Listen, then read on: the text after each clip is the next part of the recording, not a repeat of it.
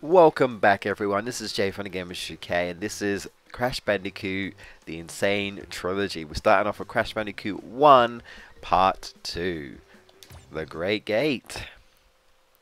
Now I'm just going to let you guys know, as I'm recording this, I did a live stream not so long ago and I managed to play mostly through Crash 1 and 2. I haven't done everything, I haven't got all the gems, but it seems pretty faithful to the original, so I do have a bit of knowledge going into this. I mean, obviously I've played this game, well, in case you guys don't know, I'm a veteran of Crash Bandicoot. I'm definitely not a newbie, because I see some newbies playing the game, you know, some people have not played Crash Bandicoot, which is always great to see, you know, new people getting into the game. And some people have been, like, you know, complaining about the difficulty, but again, it's like, if you're not used to that type of game, because a lot of games like that in the 90s, well, you know, it's not just Crash, you know, were like that, but, some people have been saying about some fair complaints. So, slight spoiler alert. I don't know if we probably won't get to the level in this level, but I guess I'll mention this now, and I'll probably talk about it when we get there. But so one of the I had a bit of a frustrating issue with one of the levels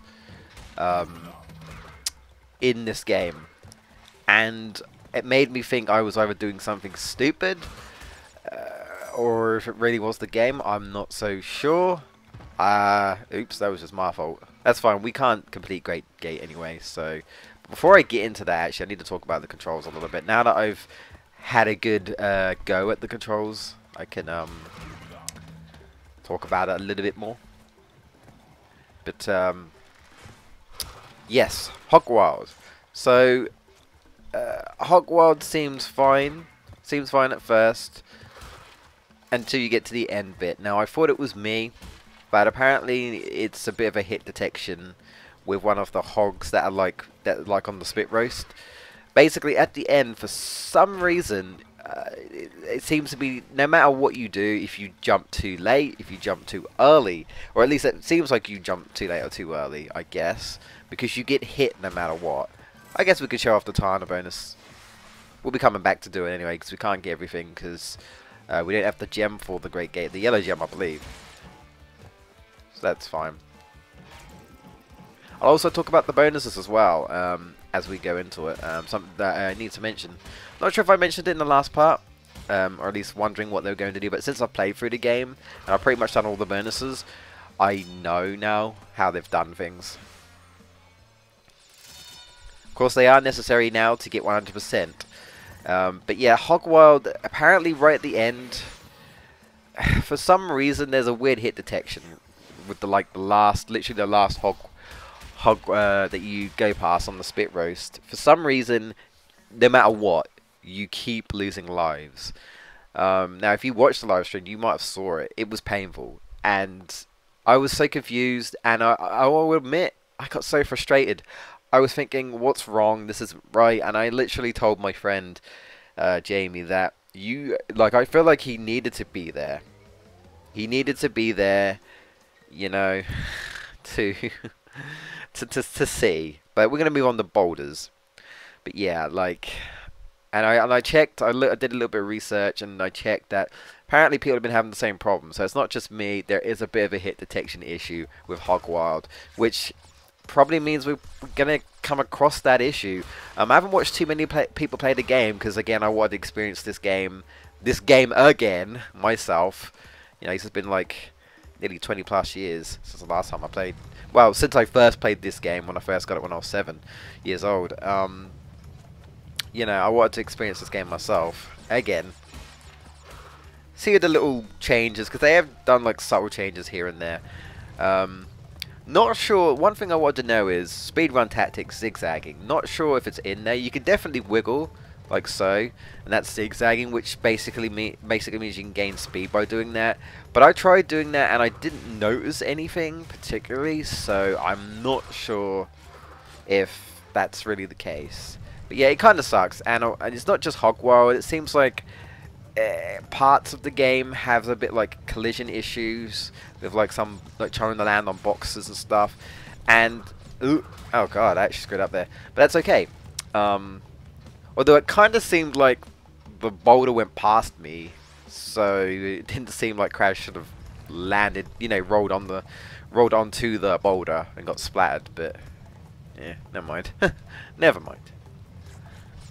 What was I going to say? Yes. It seems like some of these levels, and you know, throughout the game, not just Crash 1 but Crash 2. I haven't really had too much problem with Crash 3, but I haven't got too far in Crash 3 yet, as I'm recording this. Has a bit of collision, you know, issues here and there.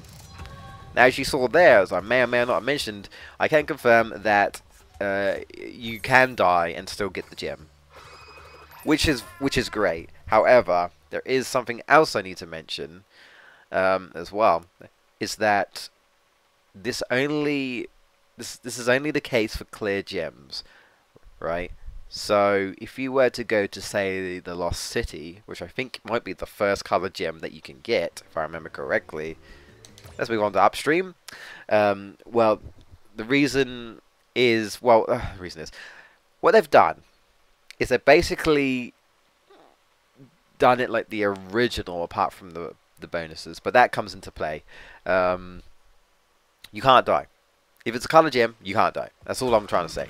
Basically like the original, where like every single level you couldn't die and Crash. You had to survive to the end, which is obviously what a lot of people didn't like, and they, you know, got frustrated, myself included.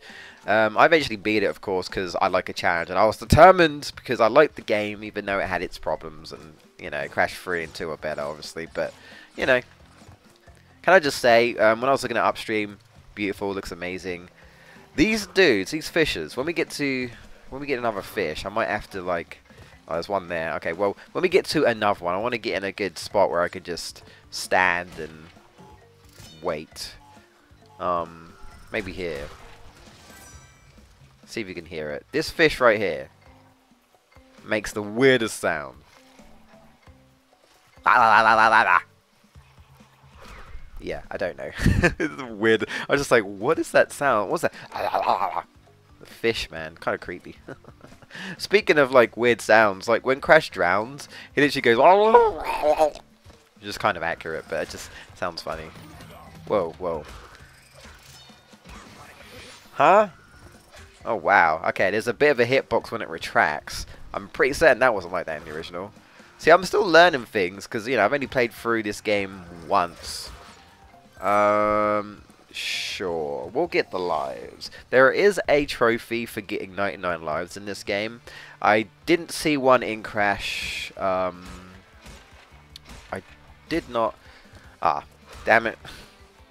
I did not see one in Crash 2. But in Crash 3 there's one as well. So, damn it. I wanted to get rid of all the boxes. Never mind. By jumping on them. I did it wrong.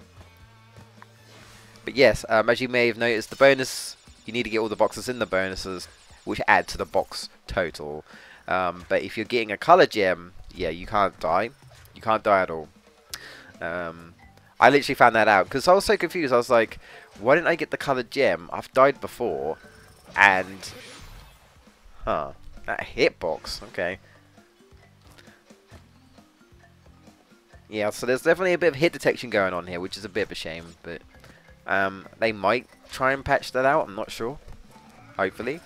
Especially that hog issue, considering I'm not the only one. That's definitely a big issue right there. It's not good. It's not good. I mean, you know, Vicarious Visions has done a good job. I still think they have. It's just, you know, little bits here and there they need to touch up on, I think, you know, to make it a better experience. But I do like the improvements they've done. Obviously, you can see how many boxes you've got. The saving is clearly much better. The graphics are beautiful. I love most of the remixes. They are really, really, really nice. Let's get on to the first boss, Papu Papu.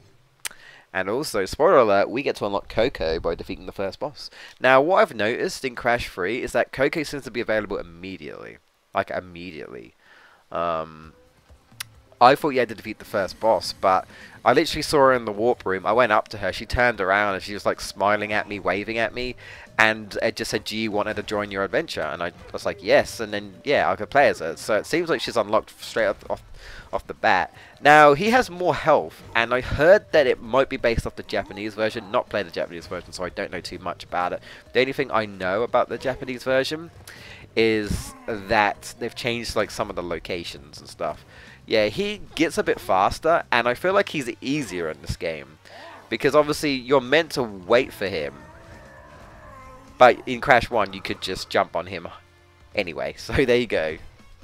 And then we just bounce on his belly. Kinda rude, Crash. But yeah.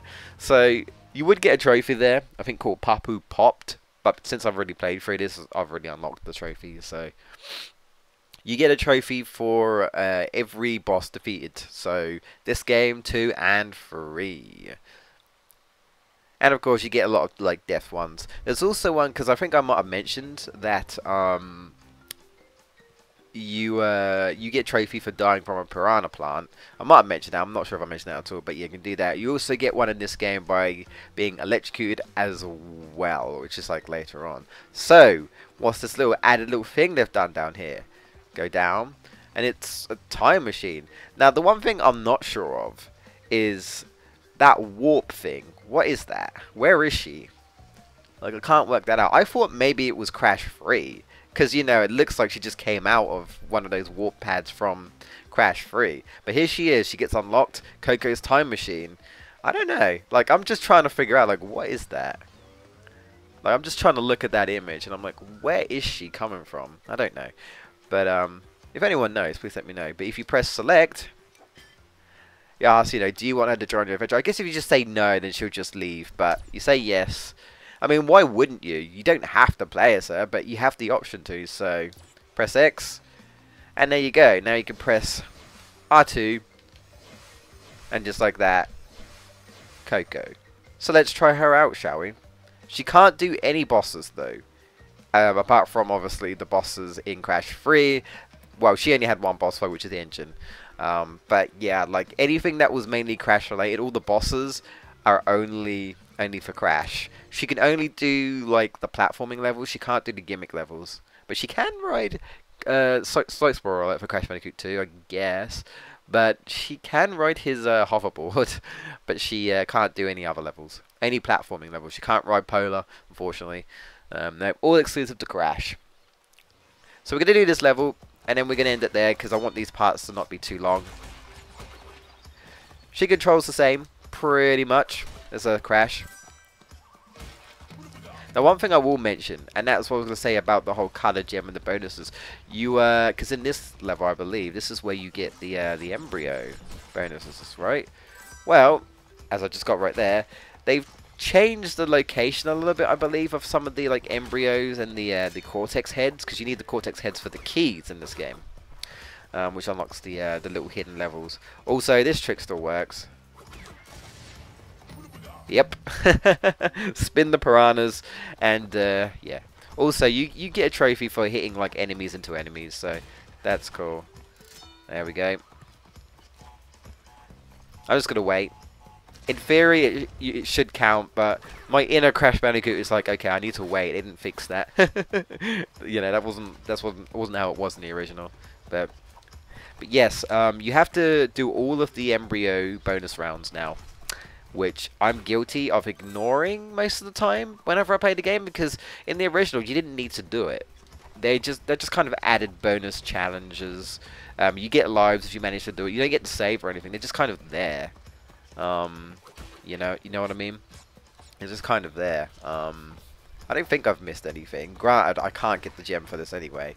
But I do want to try the embryo for this one, because I can't remember it. Is anything up there? No. So yeah, if you're like me, and you didn't like ever really bother, we're gonna lose invincibility, and I find it funny that Coco gets to use it. She gets invincibility. She gets the power of the Witch Doctor. Oh yeah, this one. Yeah, you have to do all the bonuses, so not just the Tana bonuses. You have to do the Cortex bonus, you have to do the Embryo bonuses, and in a level like Lost City, which is fairly tricky, I mean, I suppose Sunset Vista is a bit harder. So that's like the notorious one, at least for me. There we go, nice one. Nice. Was yeah, so in Lost City you can't die at all, just like the original. You gotta get all the boxes. But now you have to complete the embryo stages, which are not easy. And you have to get all the boxes. It threw me off again. First time I was playing it on stream, and I was like, I got everything. Why? Oh, did I miss one?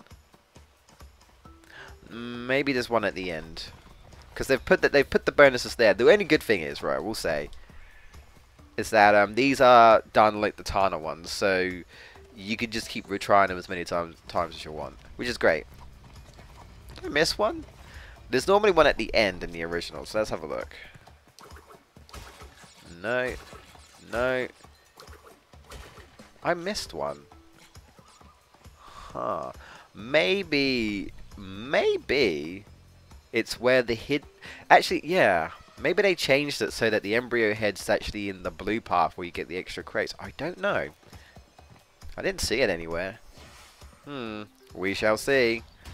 Of course, Coco gets smacked down with the boxes just like Crash, but she uses her laptop to protect her. Damn. I'm sorry, Coco. We missed quite a few. So yeah, they've changed some things here and there, like little things and whatnot. But we're going to get into like Hogwild and that issue in the next episode, guys. So thank you so much for watching. We got to see a sneak peek of... Yeah, she can't do this level, so we have to go back as Crash. So yeah, like I say, all I could say is hope you enjoyed. Be sure to like and subscribe for more Crash for the Crash Bandicoot month. There'll be pretty much uploads this every day, if possible, you know, throughout the month until the games are completed.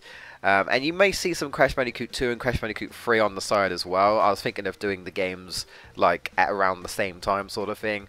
So if you don't want to watch 1, you can watch 2. If you don't want to watch 2, you can watch 3 type of thing.